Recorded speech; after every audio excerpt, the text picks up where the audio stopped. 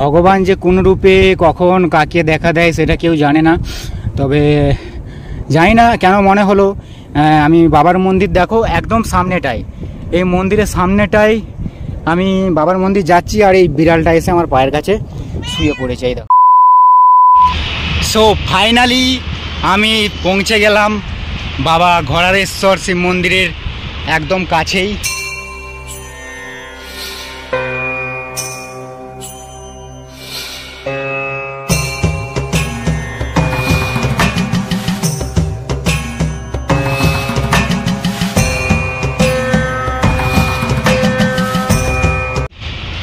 চারশোটা সিঁড়ি আছে, সেই 400টা সিঁড়ি দিয়ে মহাদেবের মন্দিরটা, এটাই হচ্ছে সেই ঘোড়ারেশ্বর বাবার মন্দির, যার জন্য এত জার্নি, এত কষ্ট করে এতটা দূরে আসা। এবং hello guys, welcome back to my channel. আমি তোমাদের বন্ধু, তোমরা দেখছো ডিএম হাউস উৎসব। এখানে রিলস নয়, রিয়েল স্টোরি দেখানো হয়। তো চলো আজকের ভিডিওটা শুরু করছি।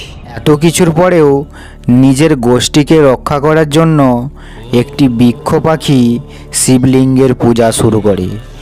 বিপর্যয়কর প্রকৃতি থেকে মুক্তির জন্য একটি নিষ্পাপ পাখির ভক্তি দেখে ভগবান শিব পাখির সামনে উপস্থিত হন এবং তাকে বর দেন।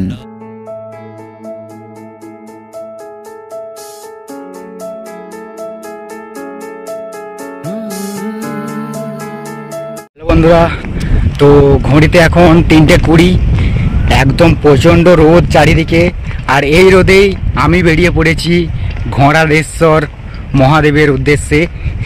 যেই মন্দিরটি একটি গুহার মধ্যে অবস্থিত এবং 400টা সিঁড়ি পেরিয়ে পাহাড়ের উপর দিয়ে ওঠে সেই গুহার মধ্যে ওই মহাদেবের মন্দির। সো ফাইনালি আমি পৌঁছে গেলাম বাবা ঘোড়ারেশ্বর শিব মন্দিরের একদম কাছেই। 400টা সিঁড়ি আছে, সেই 400টা সিঁড়ি দিয়ে মহাদেবের মন্দিরটা ওপরে যেতে হবে, পাহাড়ের উপর। পাহাড়ের উপর আবার গুহার ভেতর মহাদেবের মন্দিরটি অবস্থিত। তো আজকেও জার্নি হবে দারুণ, আর তোমাদেরকে দেখাবো সব কিছুই। তো বন্ধুরা, আমরা চলে এসেছি মন্দিরে। তো এই হচ্ছে ঘোড়ারেশ্বর শিব মন্দিরের একদম নিচেটা, নিচে যে একটা গেটের মতো করে দেওয়া আছে তোমরা দেখতে পাচ্ছ। আর এরকম প্রায় 400টা সিঁড়ি আছে। এই 400টা সিঁড়ি উপরে বেয়ে তারপর বাবার দেখা পাবো। তো দেখা যাক কতটা সময় হয়। এখন বাজে ঘড়িতে 6টা বাজছে, দেখা যাক কটায় পৌঁছাই। তোমরা ব্লগটা দেখতে থাকো। আর এখানে নন্দীজি বসে আছে একদম বাইরে। আর চলো জার্নিটা এখান থেকেই শুরু হোক। যতগুলো মন্দির আজ পর্যন্ত আসলাম মহারাষ্ট্রে, সবগুলাই উপরে উঠতে হচ্ছে। এটাও ওপরে 400খানা সিঁড়ি বেয়ে উপরে উঠে গুহার মধ্যে বাবাকে দেখতে পাবো। তো জানি না তো পৌঁছাতে পারবো কি না।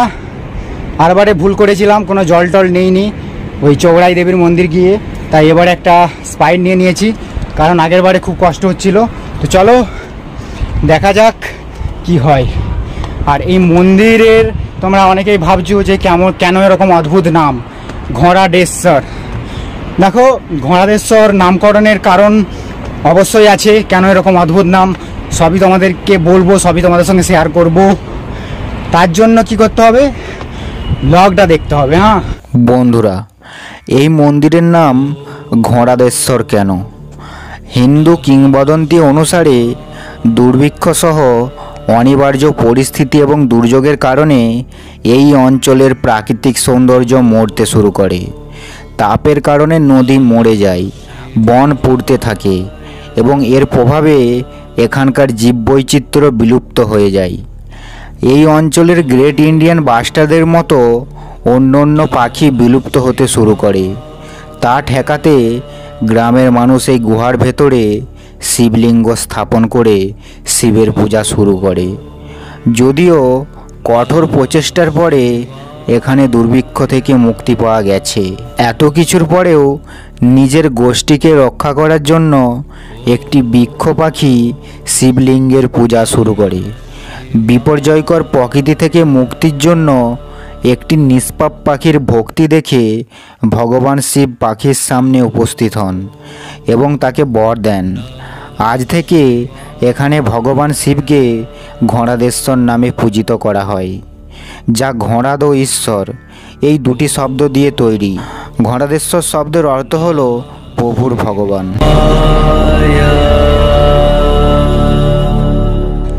তো বন্ধুরা, এখানেই সিঁড়ি শেষ হচ্ছে, ঠিক আছে, একদম এখানটায় সিঁড়িটা শেষ হয়ে যাচ্ছে।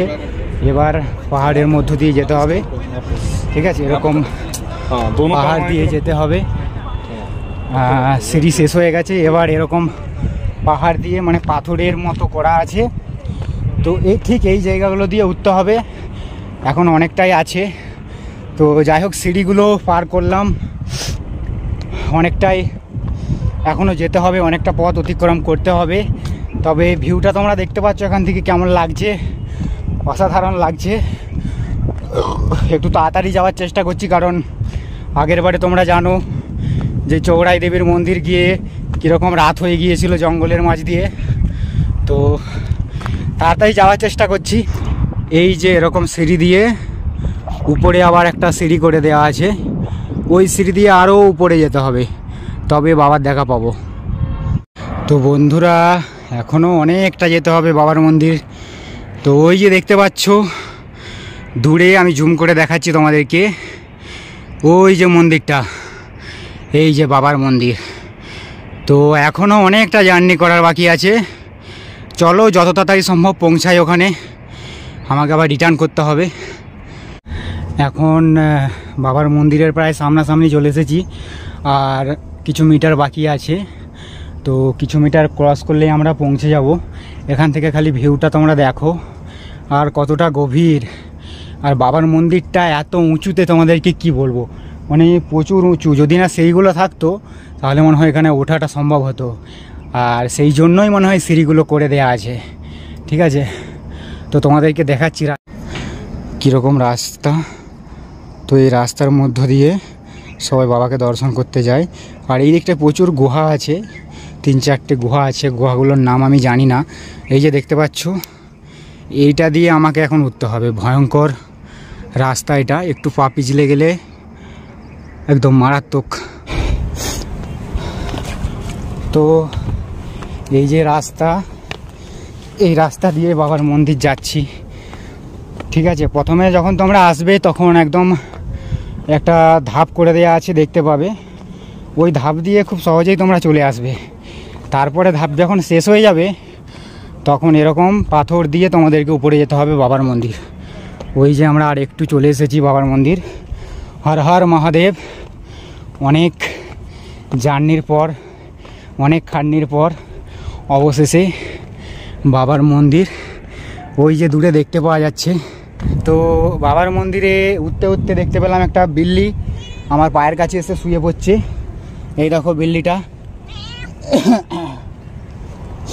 এই দেখো বিল্লিটা, চলে যা। এই দেখো কিছু হয়েছে মনে হয়, শুয়ে পড়ছে এসে, তো চলে যা।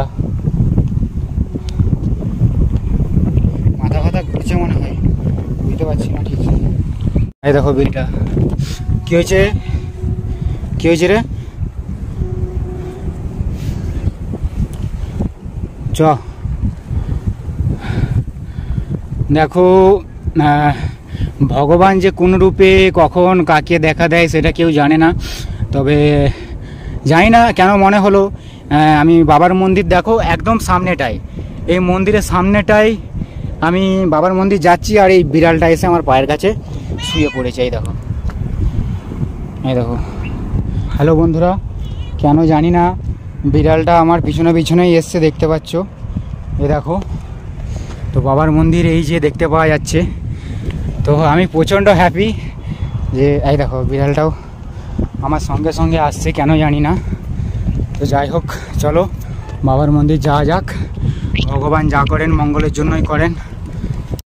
তো এই যে বাবার মন্দির সামনেটাতেই চলে এসেছি আমি। হাত পা ধুবো, ধুয়ে বাবার মন্দিরে প্রবেশ করব। এই যে দেখতে পাচ্ছ বাবার মন্দির। ইচ্ছে করছে এখানটাতেই সারা রাত কাটিয়ে দিই, সারা রাত রয়ে যায়, এত সুন্দর লাগছে। আর এই যে দেখো বিড়ালটা, বাবার মন্দির পৌঁছে গেছি। এই যে পিছনটায় বাবার মন্দির, এটাই হচ্ছে সেই ঘোড়ারেশ্বর বাবার মন্দির, যার জন্য এত জার্নি, এত কষ্ট করে এতটা দূরে আসা। এবং কোথাটায় উঠেছি দেখো, শুধু হাইটটা দেখো উপর থেকে, এতটা লংয়ে আমি এসে গেছি শুধুমাত্র বাবার জন্য। তো চলো এবার ভিতরে প্রবেশ করব, বাবার মন্দিরটা তোমাদেরকে দেখাবো, তার সঙ্গে সঙ্গে আমিও দর্শন করবো বাবার। চলো।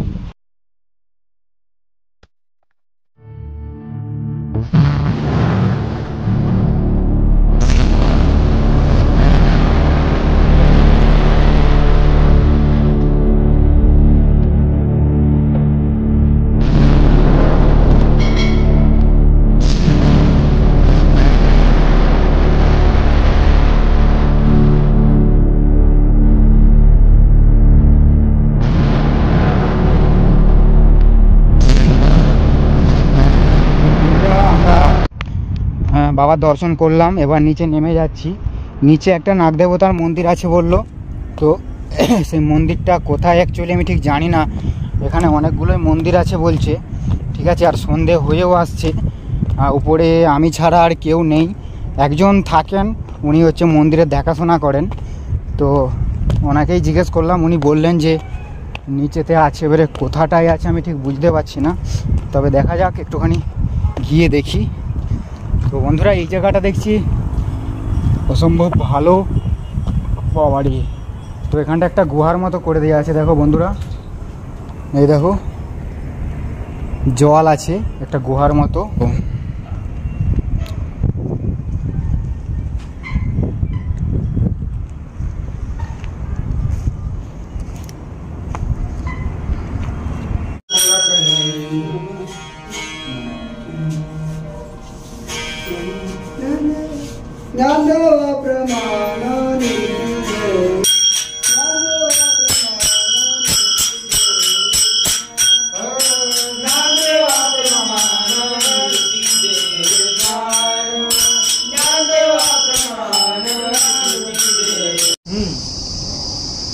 बरं नाही लांब राऊंड झाला ना चांगला, हे लांब राऊंड झाला चांगला, 13-14 किलोमीटर, 12-13 किलोमीटर झाला.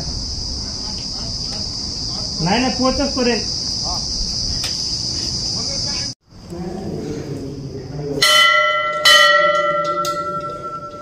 হর হর মহাদেব।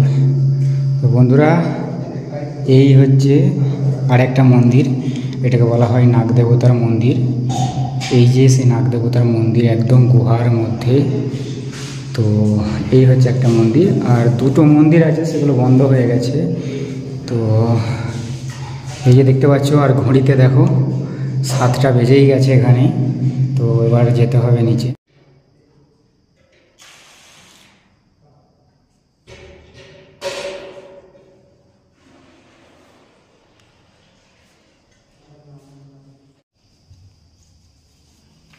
বন্ধুরা ঘড়ির কাঁটা বলছে 7টা বেজে গেছে, সন্ধে 7টা বাজছে। আমি এখন ওপরটাতেই আছি, এখনও বেলা আছে অনেকটাই। তো সব মন্দিরগুলো মোটামুটি ঘোরা হয়েছে, কারণ 2-3টা মন্দির এখনও প্রায় বন্ধ অবস্থাতেই আছে, ঠিক আছে। তো সেগুলো আর ঘোরা হয়নি। তো দেখা যাক, আবার যদি কোনো দিন আসি তাহলে পুরোটা কভার করব। এই মুহূর্তে আর হচ্ছে না, কারণ অনেকটাই সন্ধে হয়ে গেছে, এখনও নিচে নামতে হবে, ঠিক আছে। না হলে সেই চৌড়াই দেবীর মন্দিরে গিয়েছিলাম, রাত হয়ে গিয়েছিল, বাড়ি ফিরতে অসুবিধা হচ্ছিল, সেরকম হয়ে যাবে।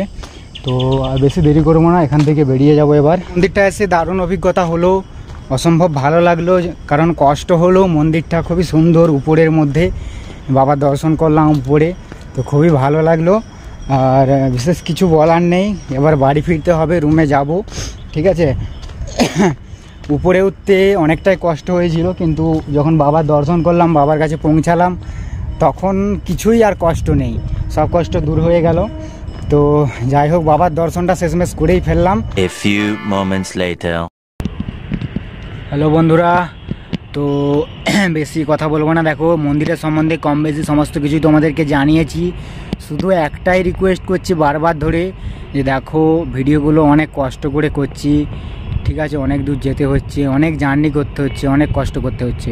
শুধু একটাই জিনিস তোমাদের কাছে, তোমরা যারা ভিডিওগুলো দেখছো তারা প্লিজ একটা লাইক, একটা কমেন্টস করো অন্তত, কারণ দেখো এগুলো করে দিলে আমি হয়তো টাকা পেয়ে যাব না, এগুলো করলে আরও আমার ভিডিও করার আগ্রহ বাড়বে। যে তোমরা যদি আমার কিছু ভুল হয়ে থাকে ভিডিওতে তোমরা সেটাও বলো কমেন্টস করে যে এটা চেঞ্জ করো, এটা এরকম করো, এটা হচ্ছে না। তোমরা ভিডিওতে মানুষ দেখো, আমি যে সব কিছু জেনে গেছি সেরকম নয়, আমারও ভুল হতে পারে, ঠিক আছে? তো তোমরা বললে আমি তোমাদের কাছ থেকে শিখবো, সেটাও কমেন্টস করে জানাও অবশ্যই। ভিডিওটা ভালো লাগলে অবশ্যই লাইক কমেন্ট শেয়ার করে দিও, আমি আবারও বলছি। তো চলো দেখা হচ্ছে পরের কোনো ভিডিও নিয়ে, ততক্ষণ সবাই ভালো থেকো, সুস্থ থেকো, love you all, tata, Har Har Mahadev.